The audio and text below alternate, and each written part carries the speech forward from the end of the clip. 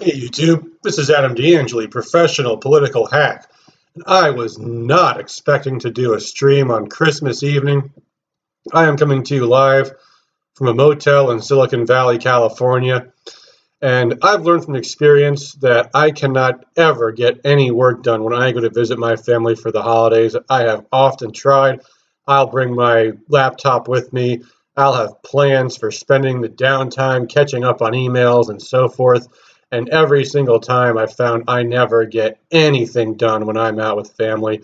It just isn't possible. So I came to Silicon Valley to visit my family, fully intending to do absolutely nothing political over the break. So I don't have my microphone, I don't have my lights, I don't have anything else. So this was an unexpected broadcast, but just last night, the Trump campaign dropped this. It's their advice for how to win an argument with your liberal relatives over the holidays. And as you may recall, I did a video about a week after Thanksgiving talking about this very issue, and I gave you some very different advice from what we see here.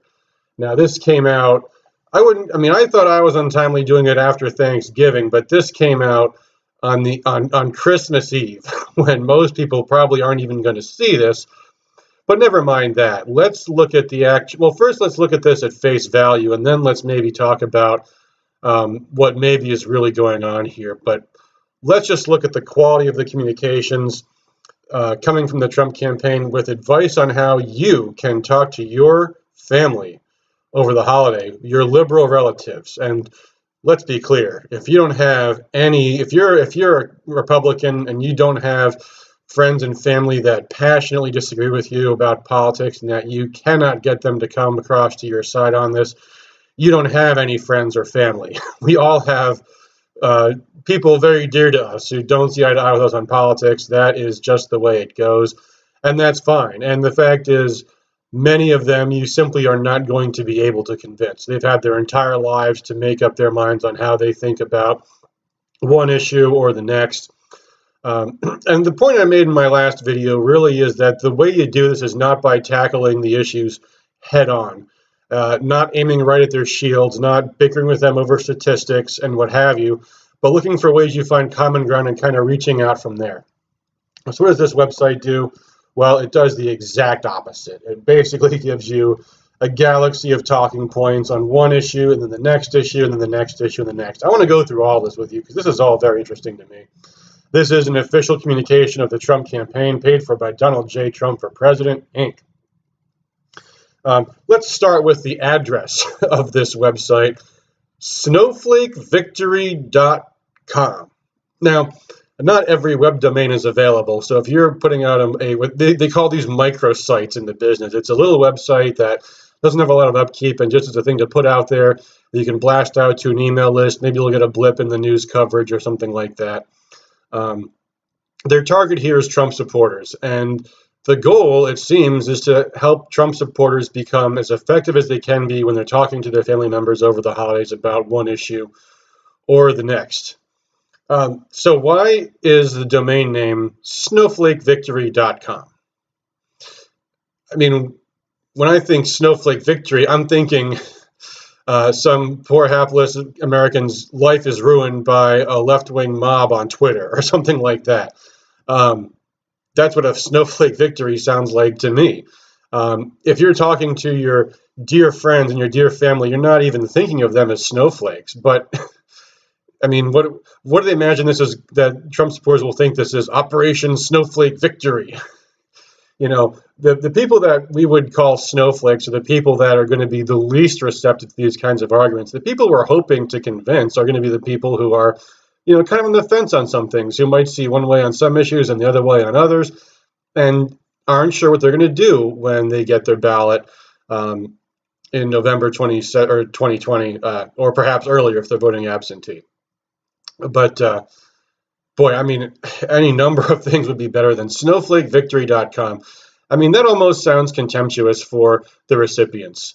If you're trying to talk to someone that you love dearly and you're hoping to persuade them, the worst thing you can do is, in your mind, think of them as snowflakes and imagine the conversation as some kind of battle.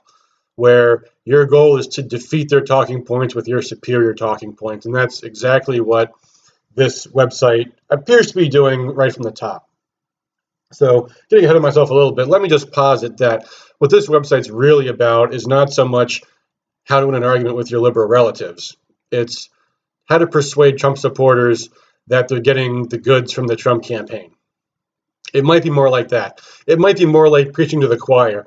Let's give Trump supporters a laundry list of things they already know and make them feel like the campaign is engaging them in a positive way. But I think most of these points are actually not really all that positive to begin with. And let's explain here. If we're talking politics with our relatives, the first thing I'm talking about is the impeachment fiasco. That's where we're talking about issues that are cut and dried, clear, simple, persuasive, that the impeachment debacle has really been an absolutely disgraceful smear campaign with no merit whatsoever. That's something you actually could take on head on. And I think even liberals have a tough time talking about impeachment. They don't want to talk about it because it is very challenging for them to explain how the president could be impeached on grounds that are as flimsy as they are. But where do we get to impeachment here? Oh, it's point number, let's see, 2, 3, 4, 5, 6, 7, 8, 9. The ninth point down, we're talking about Democrats are always obsessed with impeachment, which is not even the way you want to open the argument. Now, the next one, Joe Biden threatened to withhold $1 billion in aid from Ukraine unless they fired the prosecutor. That's actually a good one to start with. But even the way they portray that one is, it's iffy. Let's start from the top. Let's take it from the top, and we'll go down through these here. Point number 1, the Trump economy is strong. That's a fairly good point. However, when you're talking about the economy, you're getting into a battle of statistics. The other side has their statistics, we have ours, and you're not going to persuade somebody that their statistics are wrong, your statistics are right. Oh, there's a video here. Let's watch this video. Let's see what this person has to say. We're enjoying the hottest and strongest economy this country has seen in 50 years. And this is due to President Trump's common sense job creating. Okay.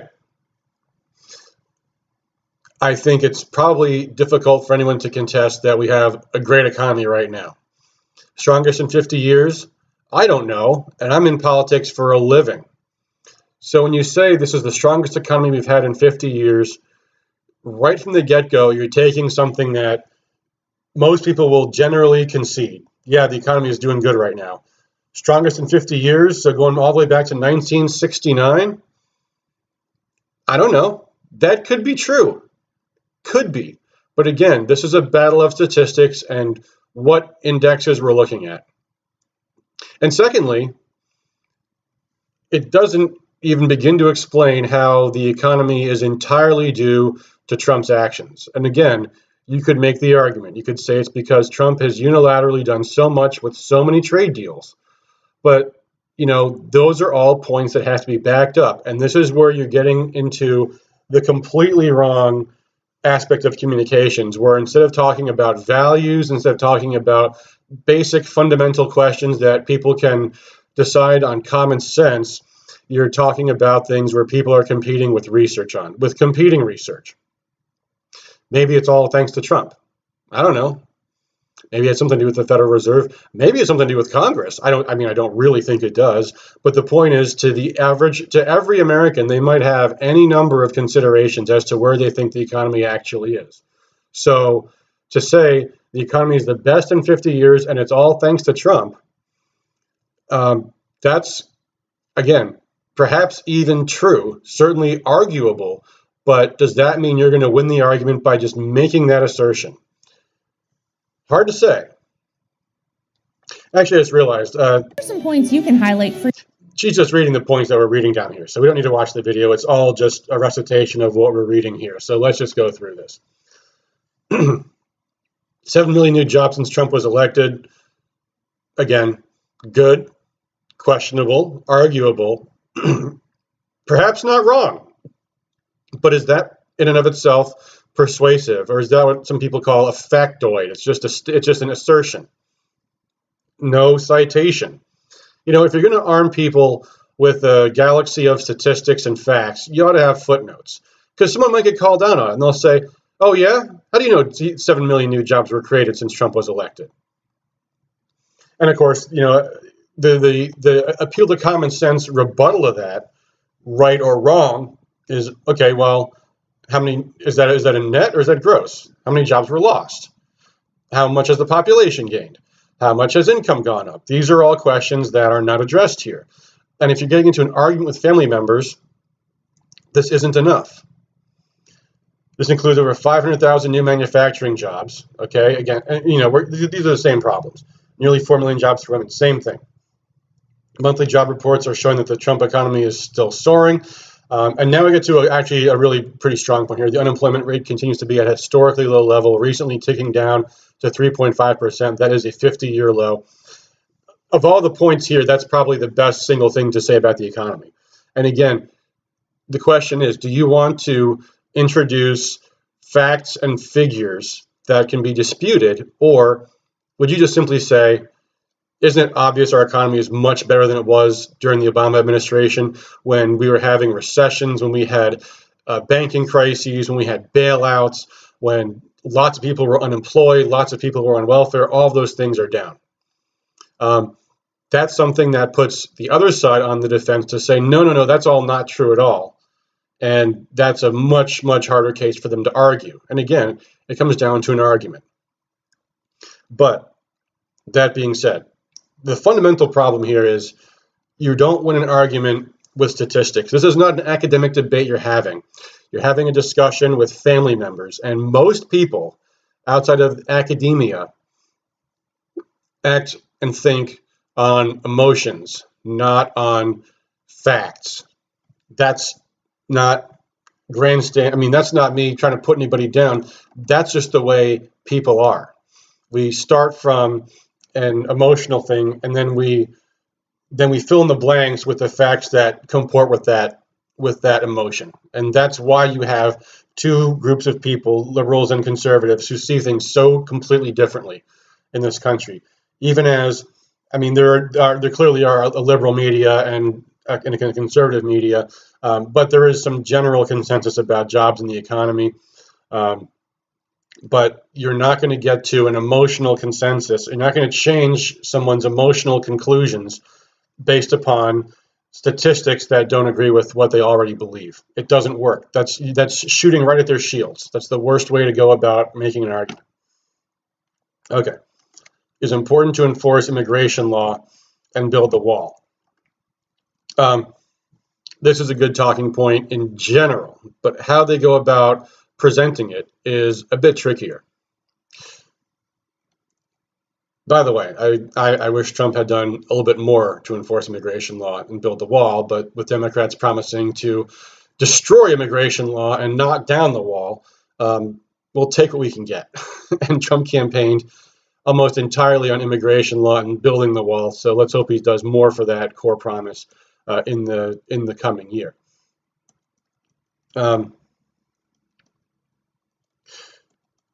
Those detention case. Okay, so this is something I actually do like, because this was a terrible lie. But that being said, the detention cages. However, this is not the way to rebut that argument. The way to rebut the argument about the detention cages is it was a flippant hoax. The cages, here's what they say: the so-called cages used at detention facilities were first built and used under the Obama administration. As a matter of fact, the Obama administration and Joe Biden started using them as early as 2014. If someone believes that that the detention centers for illegal aliens are concentration camps, as AOC described them, saying that, well, Obama did it first, is not going to make it okay for them. People are gonna think, well, we didn't know about them. Maybe Obama didn't know about them. We discovered them. They should have been stopped immediately. So just to say Obama did it first is not going to rebut someone that believes that what the Customs and Border Patrol are doing with illegal aliens is evil and cruel and torturous and they're putting them in cages and so forth. No, the thing to say is most of it is an absolute total hoax. And the fact is, yes, if you come into the country illegally and you're arrested by Customs and Border Patrol, yeah, there is a thing called being under arrest. And, we do the best that we can for illegal aliens in the period before they are hopefully repatriated, or unfortunately all too often, then allowed to proceed in later anyway. That it's not incumbent on the American taxpayers, the law-abiding American people, to spend more of their hard-earned money, people that are often on the margins and can barely pay the bills, to spend more money to provide people with what is above and beyond what is due for illegal aliens here illegally.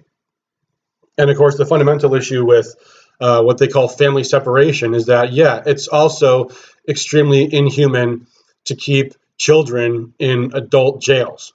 Sorry, that's the way it is. I mean, the fact is, if a family comes over illegally and Customs has no way to verify anything about who anybody is, and therefore they must detain the family, then the children need to be in different centers. They need to be in better care fundamentally than the adults. And especially in light of the fact that often this is not just families coming across the border. It's often human trafficking and aliens using children as a pretext for being allowed in. So the argument that Obama did it first is not going to fly.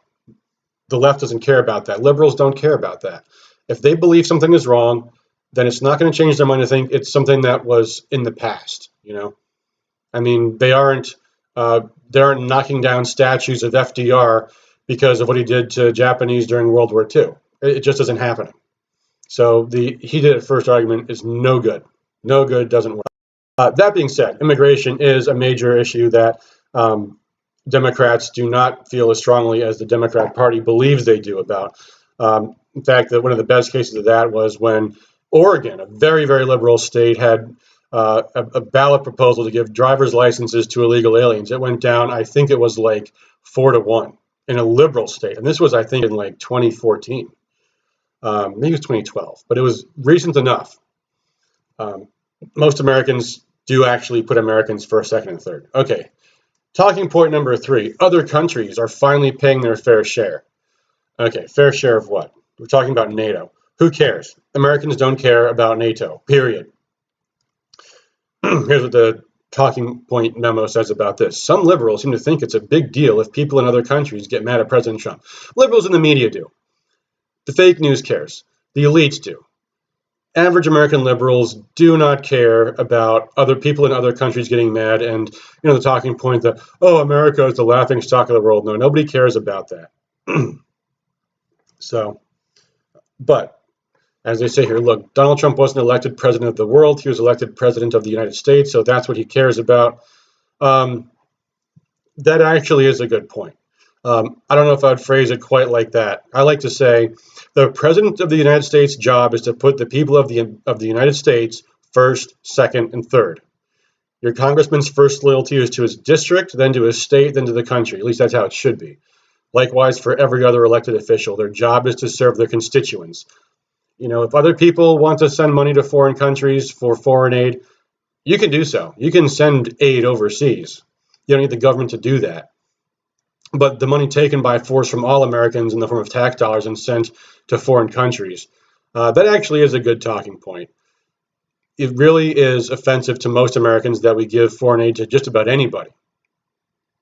But that being said, what it goes on to say is because of President Trump's leadership, NATO members are expected to add more than $130 billion in defense spending by the end of 2020. Who cares? I don't care that France isn't paying their dues to NATO, and I don't necessarily want every other country in the world to be spending more on defense. I kind of like that our country spends way more on defense than everybody else. That means we actually have a fair shot at maintaining military dominance, hopefully not to abuse that authority, not to use it to, invade countries unlawfully or that sort of thing. But, when you start seeing stories in the news of hypersonic missiles in Russia and China, you kind of do like the fact that we are not facing too much competition from other countries. I want us out of NATO. Most Americans don't think that we need to have an international consortium for defense that was created during the Cold War that right now is, barely even performing any legitimate purpose in the first place. We've got notorious human rights abusers at the UN and so on and so forth. The NATO Secretary General said, "This is unprecedented progress, and it is making NATO stronger." I don't want NATO to be stronger. I don't want more countries spending more money on their militaries and to fund a global military. No, thank you. This is a terrible talking point. This is a talking point that might even weaken its support from conservatives. Ugh. Trump is improving our trade deals. Good. Also, way too technical and therefore not effective. Let's see what we say here. Trump is the biggest defender, advocate, and fighter for the American worker that we've had in the White House for generations. Good. He's delivering his promise to renegotiate unfair trade agreements. Good. President Trump is the first president to stand up to China when past presidents did not have the courage to. And again, don't get me wrong. I think every opportunity that we have to slap China, I hope we take it. But again, we're not on the issues that are interesting to swing voters. This is interesting to the swamp, and there are many, conservative intellectuals who have, for a very long time, been arguing that we get out of the UN, that we put America first, and that we really take an America first attitude on all these trade deals. Guys like Pat Buchanan. But we're not trying to appeal to Pat Buchanan here. You're trying to appeal to the average American who isn't interested in international politics. USMCA to replace the outdated unfair NAFTA deal. Okay, so here's the funny thing about this. NAFTA is incredibly unpopular, and slapping NAFTA is always effective. However, the USMCA is also an extremely complicated, lengthy trade agreement, which anybody might have any number of questions about. I want to know, did they ever take out that bit in the Communications Decency Act that was codified into international law in the USMCA? I don't think they did. I'm pretty sure they don't. That's a terrible problem. So even if the USMCA balance better than NAFTA, there might still be any number of problems in it. And at the end of the day, since the previous talking point that we just got here was about how great it is that Trump is putting America first, if you're attacking NAFTA or the TPP or any other number of globalist deals, any number of things in any of those agreements you can attack. But if you're going to defend and promote the USMCA, you have to stand up for every single aspect of that, and you don't know what's coming. And the fact is, it's fundamentally unwise to distill a very complicated international deal into one or two talking points.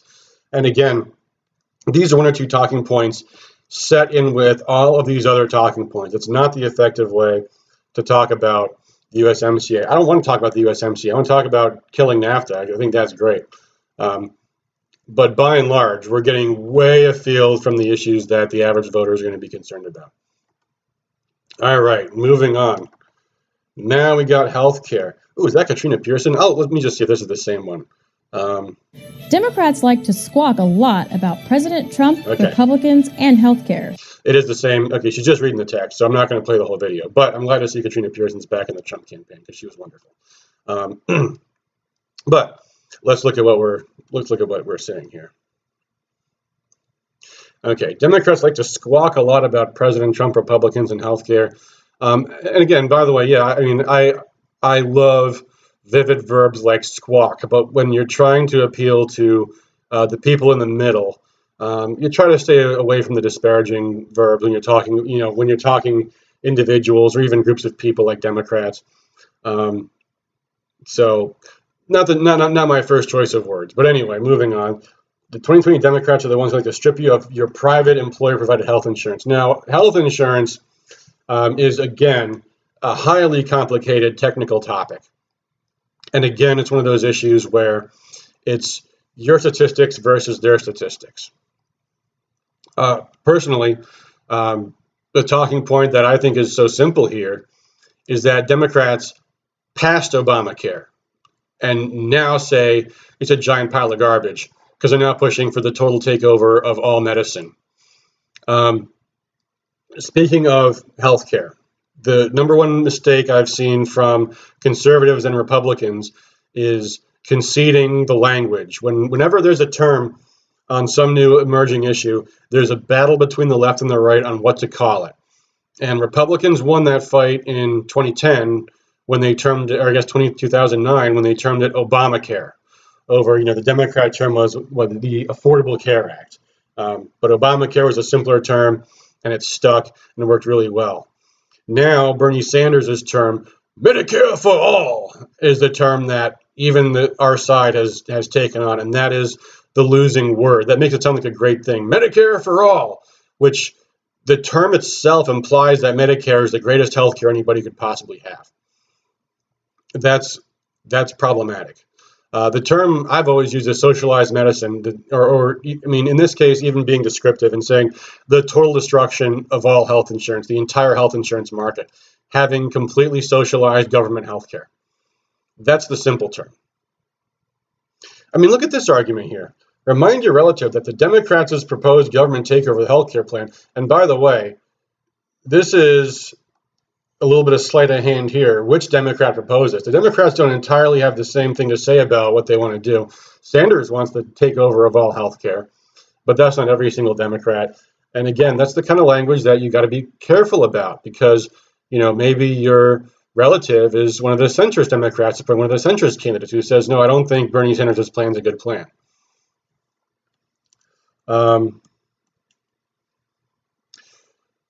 Some of your relatives might say, well, I support Joe Biden and Mayor Pete's public option plan. I'll talk about Mayor Pete later, the term Mayor Pete. But public option alternatives, but don't let these proposals fool you. Their plans are designed to kill employer-provided health plans too. Maybe so, citation needed. And this is, again, the problem when you're getting into technical, complicated topics. The last part is actually good. Thanks to President Trump, the harmful Obamacare individual mandate has been repealed. This actually is also problematic economically, but that's something that is in a lecture about communications, totally off topic. But technically, repealing the individual mandate made the Obamacare system even less economically safe than makes it even more harmful than it was in the first place. Because if you now take all of the provider or all the people who don't need to spend a lot of money on health insurance, i.e. young people, you now have made the system way out of balance. It's going to cost a lot more than what's being paid in, and it's going to really disrupt the whole system very badly. It's going to actually probably pave the way for the push for total socialization of medicine, which is terrible. Repealing the mandate itself is not enough. They need to have repealed the whole thing. What they've done now is probably going to actually lead to something even worse. But that aside, a record number of generic drugs have been approved. Good. That's a good one. And millions of Americans have been provided with access to more affordable, short-term, limited duration plans and association health plans. That stuff's pretty good. But you know what? The one word I don't see almost anywhere in here is talking about choice. The talking point on healthcare is the Democrats lied when they said if you wanted to keep your doctor, you could, and now they're lying about it again. Fool me once, shame on you. Fool me twice, shame on me. This is a total socialized takeover of medicine. It's going to destroy all health choice. It's going to cause people to lose their doctors to the tune of millions and millions and millions of Americans. That's the point, if any, to be made about healthcare. All right, here's another one. Here's the next one. I'm not even going to expand this one because this one right here. Trump is expanding his reach to beyond just his base. Women, Latinos, and Black support is growing. This is a bandwagon argument. Look, Trump is expanding his reach. His support's growing among women and Latinos and Black people. Okay, so what? If I oppose Trump, how does that win the argument? Oh, so more people are taking his side. Okay, but that's a political question. The issue is the policy question. Do we like what Trump is doing or do we not like what he's doing? It's a flimsy argument to make to your relatives saying, oh, yeah, listen, Trump is now getting a lot more support than he used to from women and Latinos and Black people.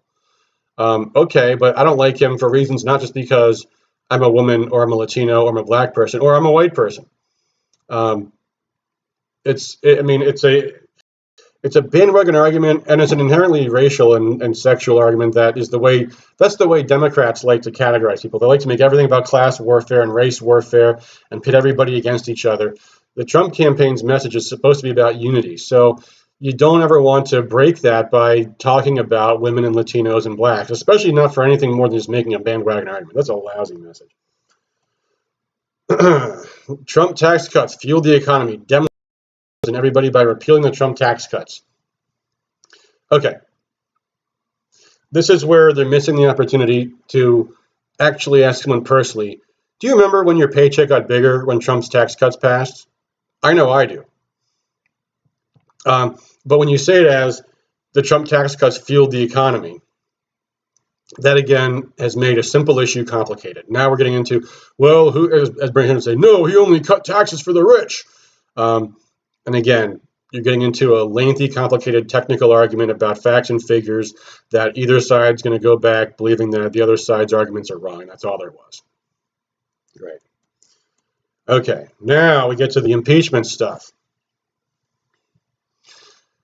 There was no quid pro quo. That's probably the weakest possible argument you could make against impeachment. Democrats are always obsessed with impeachment. This has become true, but this is not a strong way to phrase it at all. This one's the one you go with first. It's not there was no quid pro quo. First of all, even that by itself is conceding that Trump's call wasn't legitimate, even if it was. He's the president of the United States. He is the law enforcer of the country. And if he in fact found that Joe Biden threatened to withhold $1 billion in aid from Ukraine unless they fired the prosecutor looking to the company where his son worked, that's the underlying Democrat crime that Trump is being impeached on the grounds that he might have actually exposed. This is the very, very tip of the enormous impeachment iceberg about what's really going on here. And this is where, if the argument should be anywhere, it's about contrasting the real crimes the Democrats committed in trying to, first of all, bring in foreign companies to try to sabotage his campaign when his campaign was underway, and compare that with this nonsense claim that President Trump making a singular phone call to Ukraine, saying in passing, hey, you might want to look into that Biden corruption, which Biden is on video saying flat. I mean, that's the thing we should be focusing on, is the quotation from the video of the Biden speech to the Council on Foreign Relations in which he says, flat out, I threatened to withhold $1 billion if they didn't fire that prosecutor, and they fired the prosecutor. That's the end of the story right there. And then from there, you can get into the mechanics of the impeachment, and only at the end maybe point out that the Democrats have been gunning for impeachment since the moment Trump was elected, and actually some even before he was elected. But that's where to start with there. But when you start off with there was no quid pro quo, first of all, you're making the controversy about a question that the other side can now argue about. The Democrats say there was a quid pro quo. We say there wasn't. Okay, so who's right? Well, who knows? Depends how you look at it. So already you've conceded the most important talking point on the entire topic, which is that it doesn't matter if there was a quid pro quo. The fact is Joe Biden is not above the law because he happens to be running for president. That's the talking point there. And that's probably the first, second, and third talking point, is that the Democrats' impeachment has been so insane, so over the top, and what a threat it is to our country that they would impeach over something so lightly, that it shows that there is this retributive hatred that's coming from their base, that pushed them to do this. Because Nancy Pelosi didn't want impeachment, and she pushed back on it. And now that they're in that position, the Democrats are in this lousy position where if they voted yes for impeachment, they've alienated the middle. If they vote no on impeachment, they alienate their base. It's miserable for all of them, but they were pushed that way because they had no other option, because the Democrats are so ginned up over this hatred for Trump. This is the emotional issue that you get the middle about, is that the Democrats at the base level, and because of what the base has been pushing for, it's now become the party line. And what the Democrats will follow through with if they ever get back into power is going to be a retributive hatred, not just for Trump, but for the American public that elected him.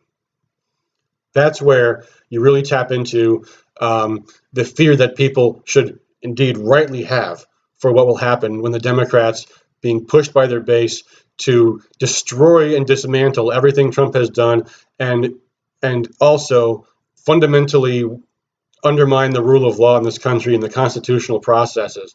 That's where we're in big trouble. And that's the issues where not only are you going to actually maybe get some Democrats in your family to realize how foolish it is to support Democrats, maybe get some people in the middle to realize that, yeah, they could be next with the Democrats' proposals on hate speech and internet censorship and everything else. And also, you might actually even inspire and motivate some of your Republican members that might be hearing you talking about this stuff. This is the real meat of the way to have an effective conversation with your family about what's been going on in Washington.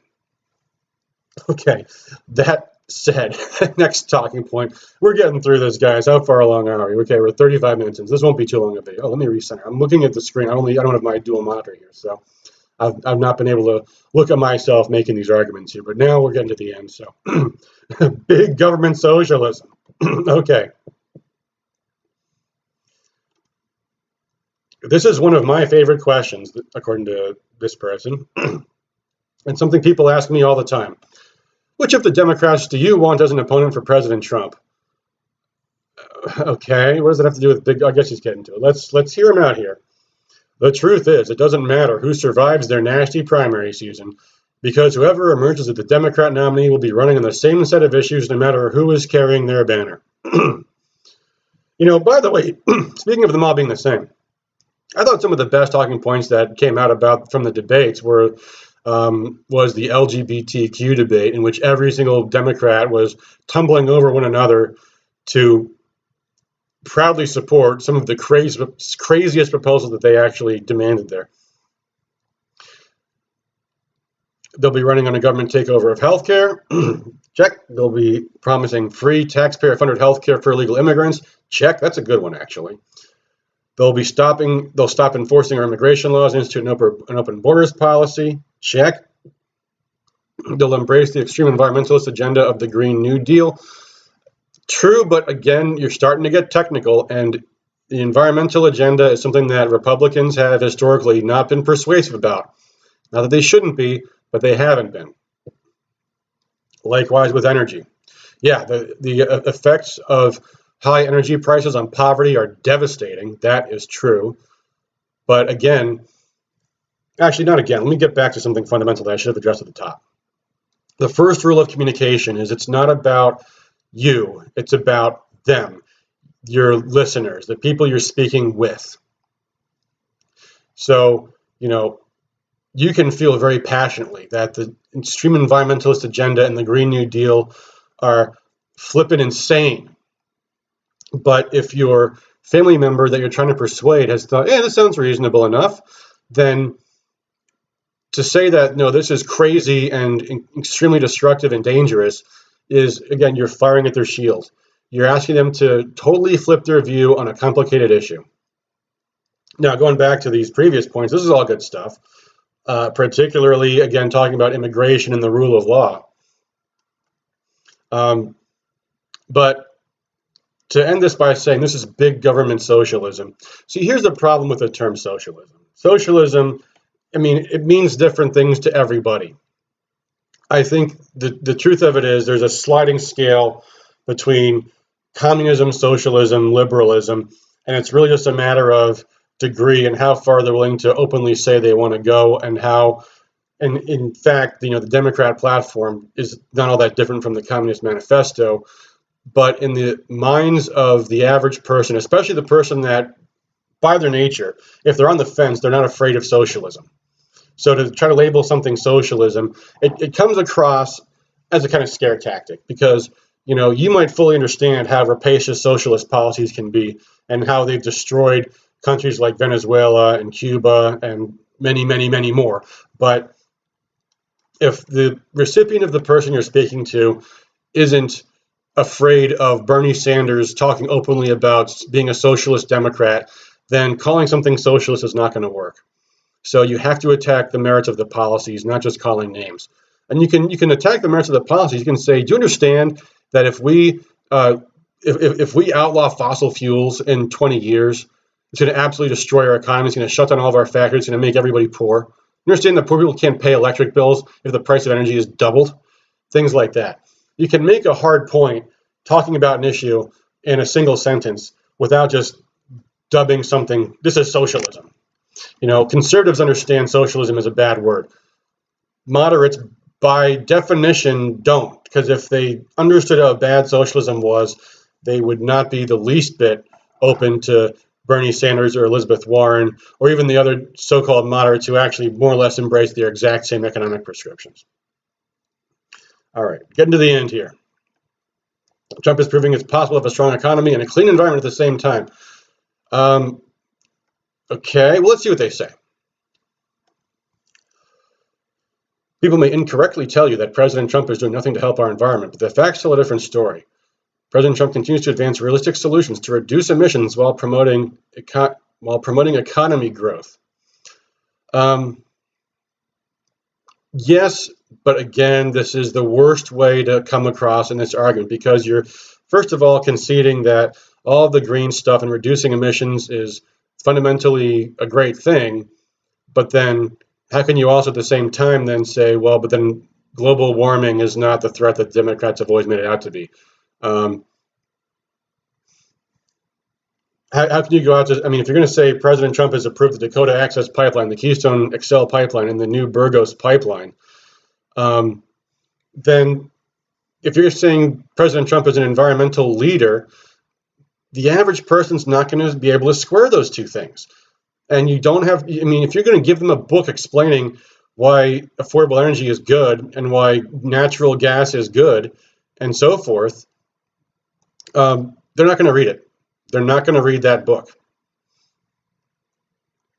So frankly, at this point we're getting into issues that are not only technical, but on top of that controversial, and on top of that confusing.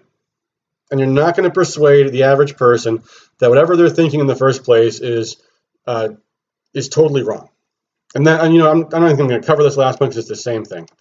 The only way to really get into energy is to say that we really actually do need affordable energy. It really has everything to do with everything. In Michigan, we actually have lost out in our economy in a major way because we have the most expensive energy in the Midwest. That's just a fact. If a company's major cost is energy, and for a manufacturer, it often is, then if Ohio and Indiana and even Illinois have cheaper energy than we do, then they're going to have a better economic environment and they're going to move to those states and not Michigan. It really is dangerous.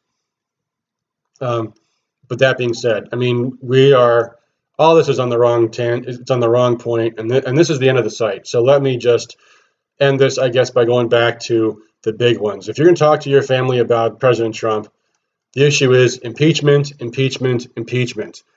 And the issue is the fake news, which there's one thing that hasn't been much about on this website, is that Trump has done, I think, more on any other issue than exposing the fake news to the American people. And that the media has gotten so hysterical and so insane that people are now, it's almost impossible not to see through it when you see these ridiculous headlines. And we'll be looking at many more because this channel is going to be all about the fake news. This is the way to reach voters. One of the best ways to persuade a voter to see things your way is to show them how the other side misleads them. And the media is an endless well of material for how they absolutely, obviously are misleading the American people in so many fundamental ways. You can see it in every Democrat debate, how one-sided the media is.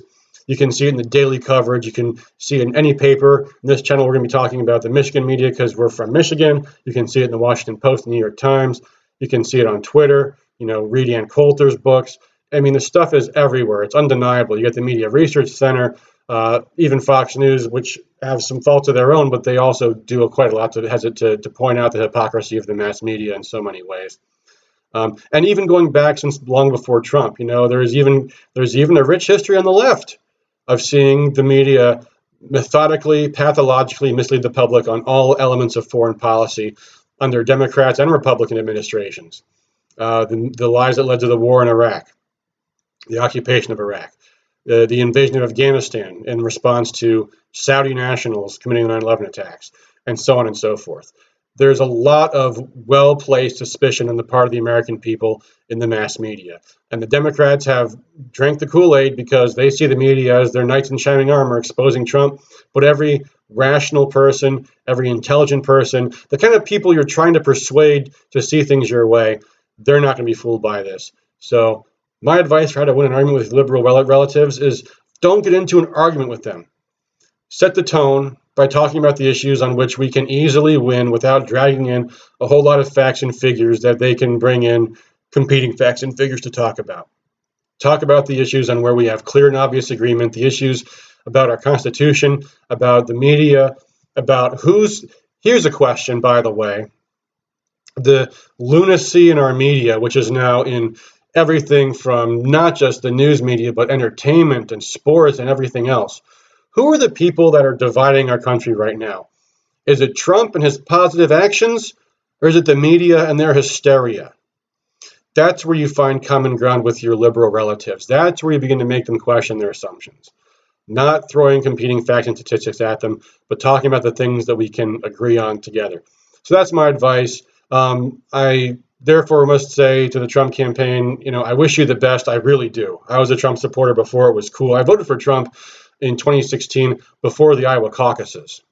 And if you're wondering how someone in Michigan voted for Trump before the Iowa caucuses, well, maybe at some point next year we'll do a webinar about absentee voting. But until then, let me just say, with the Trump campaign's best interest in mind, I respectfully submit that this website's a pile of garbage. This is not how to win an argument with your liberal relatives. It may be a nice thing for your convincing your supporters what a good job you're doing, because Trump supporters are going to see this as a nice laundry list of all kinds of great things, and maybe that was its intention. But my intention is to win the election and to see the mass media and their lies defeated. And the way to do that is to win the hearts and minds of the American public. And I don't think this website does a whole lot to accomplish that. So with that in mind, I say, and again, with the best of intentions, guys, please just try harder. So with that, I hope you all have a Merry Christmas. Hope you have a Happy New Year. So thank you all for watching. And as always, peace.